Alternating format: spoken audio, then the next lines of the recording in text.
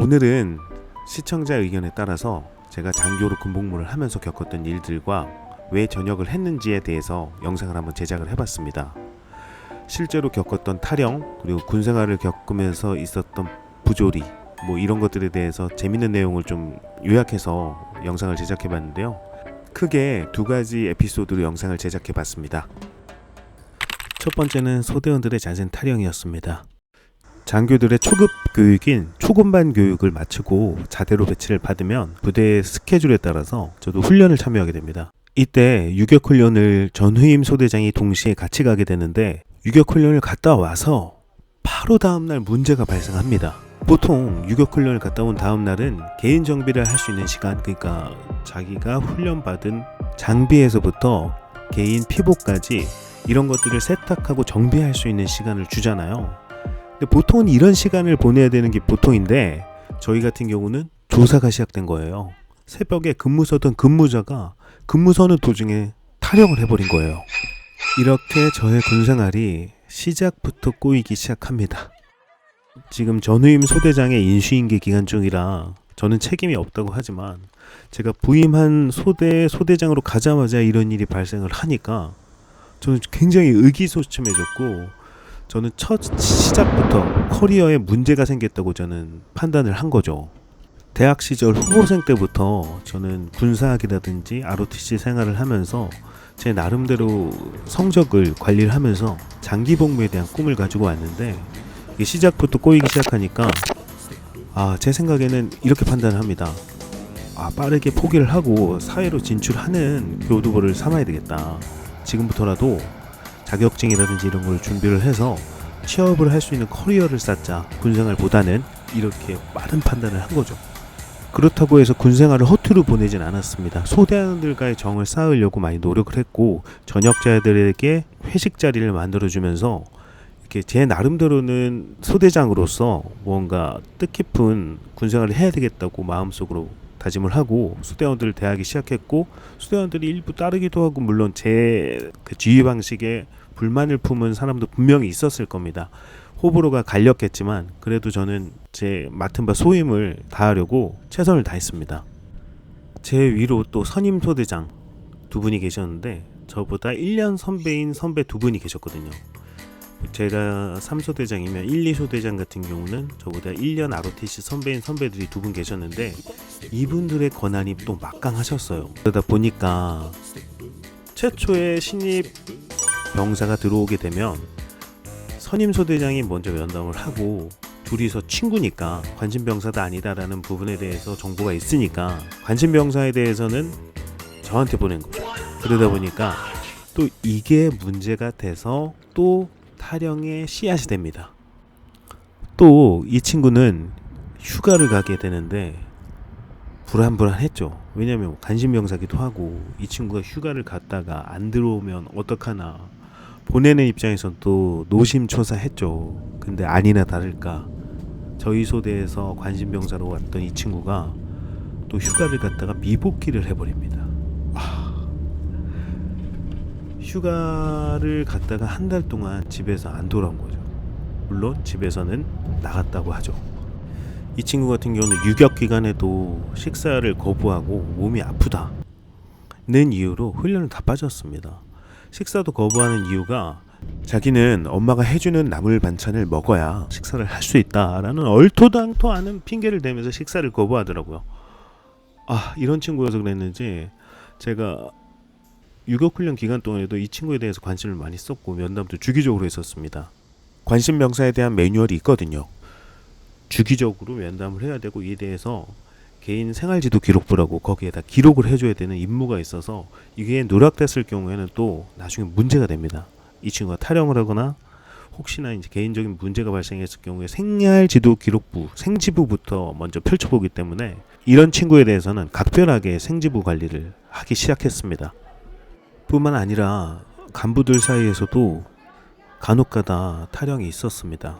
부사관 중에 한 명이었는데 부부 생활을 관사에서 시작을 하다가 와이프가 아이를 임신하게 된 거죠. 근데 이 아이의 혈액형이 둘 사이에서 나올 수 없는 혈액형이 나오게 된 거죠.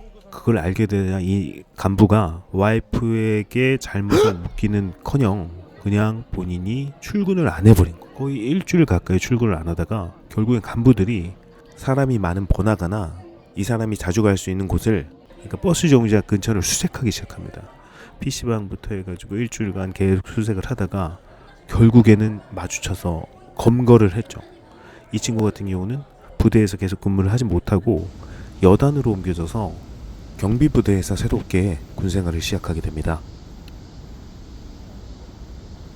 제가 맡았던 소대의 소대원들의 탈영과 제가 같이 근무했던 부대 간부의 탈영을 통해서 제가 두 번 다시 장기 복무에 대한 꿈도 꾸지 않도록 확정지어주는 결정적인 계기가 되었습니다.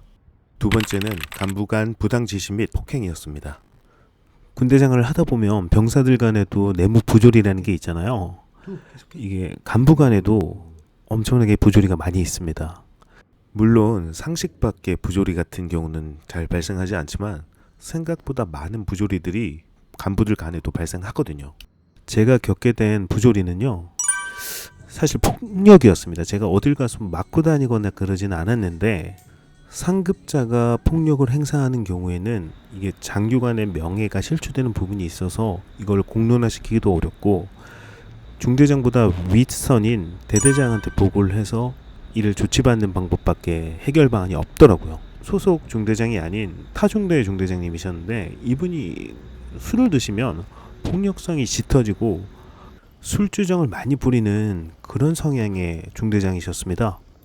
5분대기 소대장, 그러니까 본인 중대의 5분대기 소대장 임무를 맡고 있던 소대장을 불러다가 때려버린 거죠. 평소에 마음에 안 든다는 이유로 폭력을 행했는데 제가 이 과정에서 폭력을 말리다가 저까지 폭행을 당했습니다. 이렇게 두 손을 때리지 못하게 잡으니까 머리로 제 얼굴을 들이받아버리더라고요. 근데 제가 저녁을 거의 한 달 정도 앞두고 있는 상황에서 얼굴을 맞으니까 눈두덩이가 부어버리고 멍이 올라와서 이제 면접을 보러 다녀야 되는데 굉장히 곤란해진 상황에 처했었습니다.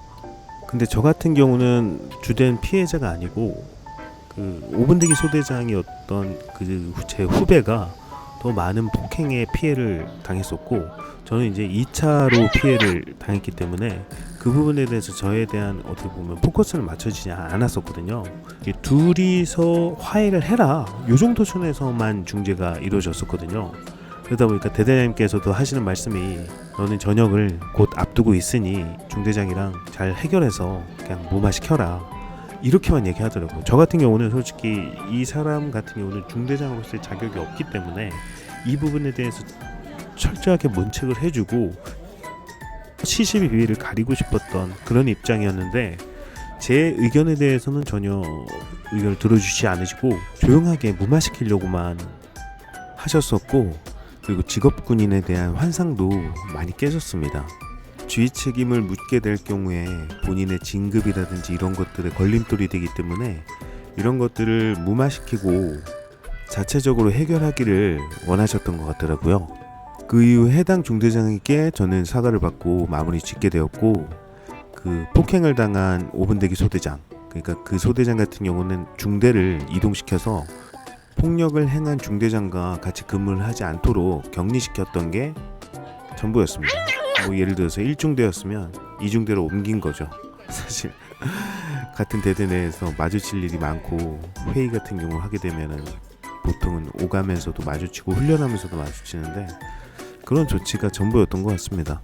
전역을 한 이후에 3, 4년이 흘렀죠. 동원 예비군 훈련을 갔는데 제가 훈련을 가게 된 여단의 여단장님이 되셨더라고요. 그 대대장님께서 어찌 보면 이런 일들을 잘 마무리하셔서 그 자리까지 가게 되셨고 현재는 네이버에 검색해보면 소장으로 또 승진을 하셨더라고요.